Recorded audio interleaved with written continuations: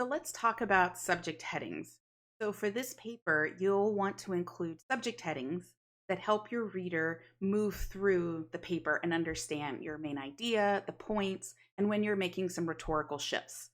So headings can help a reader navigate through your discussions because they are visual cues that the topic is changing, shifting, or narrowing.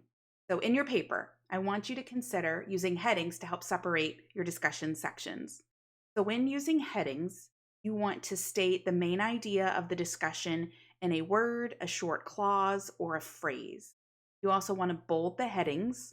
You want to put them along the left margin, and you want to capitalize the main words.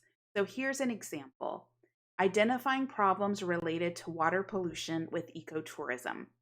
So, this student is writing a paper that looks at problems related to water and air pollution and ecotourism.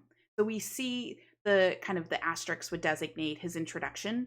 His first point is water pollution, and we can see that we're making a shift from an introduction to discussion one. His second point is air pollution. So, we see that he's making the shift from discussion one to discussion two. And then he's moving into his conclusion, which is looking ahead towards solutions. And so for your rhetorical listening paper, you need to include subject headings. That's part of the skills that we're practicing for this paper in order to help me know when your introduction ends and your discussion one begins, your discussion one ends and discussion two begins, and when your discussion two ends and your conclusion begins.